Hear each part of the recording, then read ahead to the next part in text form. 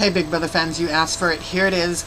I'm still waiting for them to verify. We are assuming because Gina Marie and McCrae are they're tied together as a punishment, are back in bed and sleeping, and the guys are upstairs, Spencer, Judd, and Andy, just talking freely that the McCrae and Gina Marie have been nominated, but they have not verbally said anything, and I've been listening for the last half hour, and I thought I've got to get to work, so I wanted to tell you what happened on the feeds last night.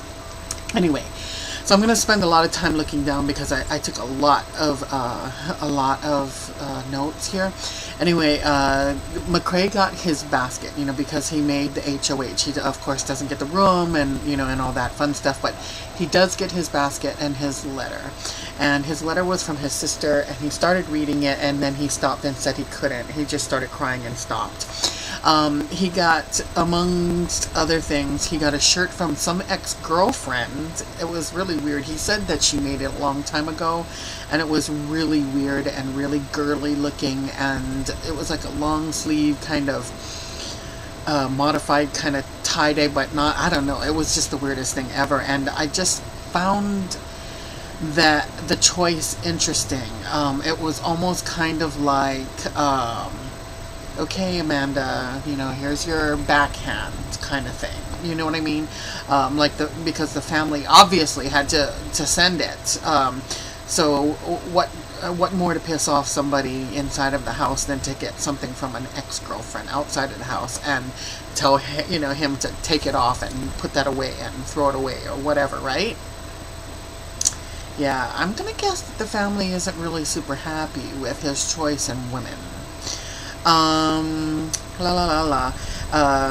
He also got a new Minnesota hat. I'm guessing it had an M with like maroon and gold. I don't know the first thing about stuff like that. He got Gushers, beer, lots of beer, lots and lots of beer, I guess, because they kind of got a little. They got a bunch of beer in them last night. Cinnamon snacks. Someone called it a dress shirt. It just looked like kind of like a cotton top or something, Judd, as one of his punishments, it's probably for a 24-hour period, has to do jumping jacks and calisthenics in general, because he also had to do sit-ups, etc., etc. But anyway, he had to do 50 jumping jacks. Gina Marie is chained to McCrae for 24 hours. They're in bed right now together. They're in her bed and not the McNasty bed. Last night it was stated that McCrae and Gina Marie were going to be put up. That's why we're all assuming in the way the three are upstairs getting kind of along, you know what I mean? But McCrae is obviously the target. If he comes down, then Judd is going up as the replacement. And they were mentioning something about they were going to pick each other off alphabetically, and apparently Gina Marie didn't understand that. G comes before J. They had to explain it to her, I think.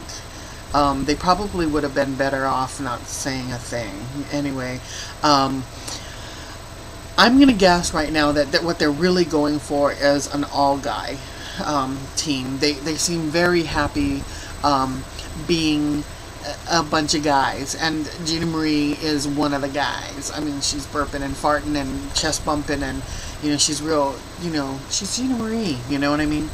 She's a guy's girl. Whoa. Okay. Alright. Come on, babe. Cat fight. Go on. Get out of here. Go on. Leave the little guy alone. Go ahead. Sorry, guys. This is something I've been dealing with for about 3 months now. Trying to integrate a new cat. Andy has the possibility to win $5,000. There were no details really told, but anyway, this morning it sounds like he only won $94. Spencer gets his HOH room. I came in a little late, not super late in that, but in his basket he got breadcrumbs, and immediately Gina Marie screams, "Chicken palm, everybody!"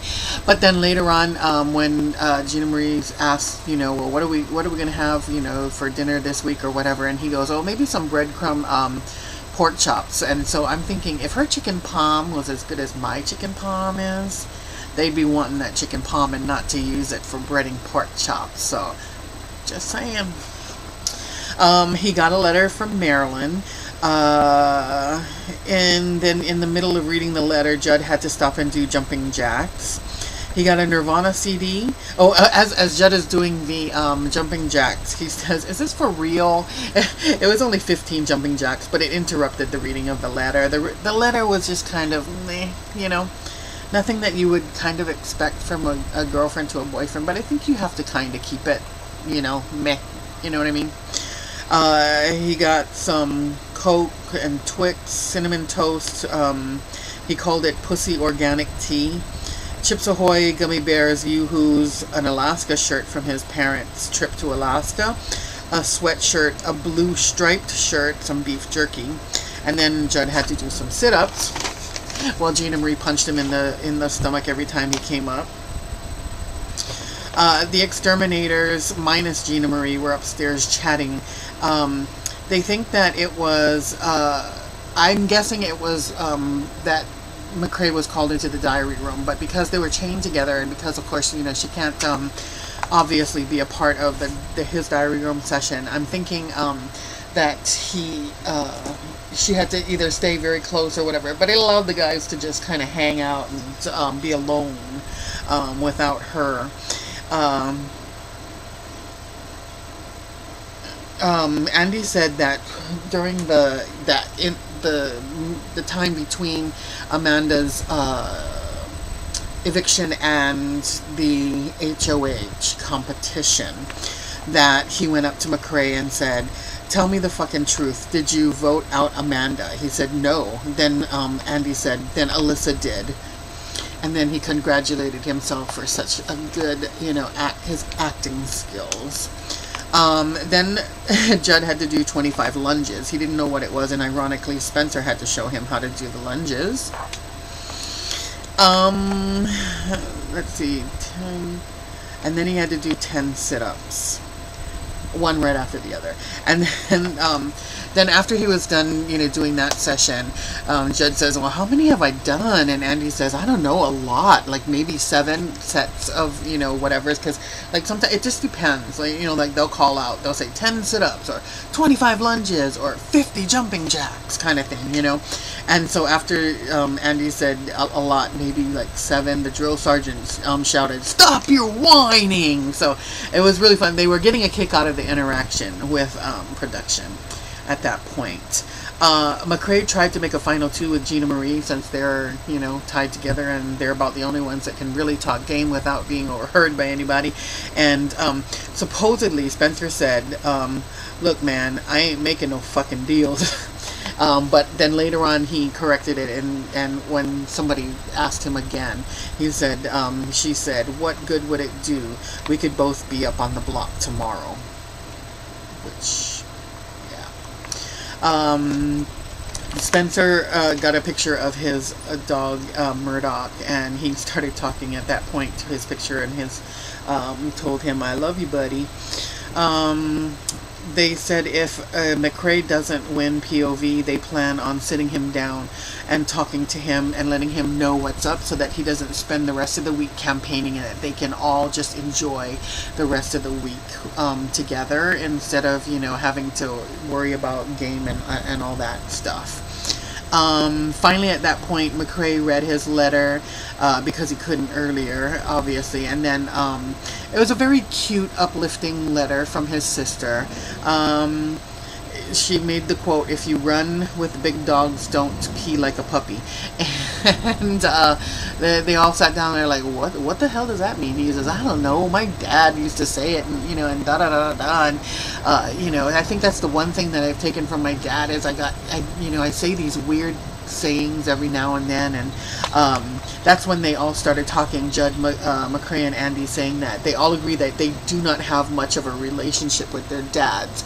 Andy said he talks with his dad maybe 1/16 of the time that he does with his mom, and they all agreed that they're much closer to their moms, but it sounded more like Judd and McCrae almost have no relationship with their fathers, whereas Andy at least has somewhat of a has a relationship with him, but they're just not as close, really. And then Andy went on to say that his dad is a conservative Republican, even gun-toting. He did say that he teared up when Andy left to go to Big Brother, and like he said, he was like, "Where are these tears from?" kind of deal. The father wondered if he was going to let people know if he was gay. He was like, "Obviously, look at me," And he said, the dad then says, "Do you think that people would vote you out because of it?"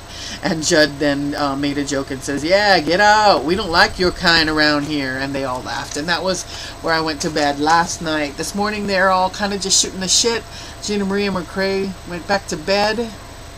And they're just talking. They're, hanging out, guy talk, and having fun together. And I thought it was going to get boring, with stinky guys all together in the house, but they tend to be speakers. I mean, well, Andy never shuts up, but it's been kept at least non-boring. Let's put it that way.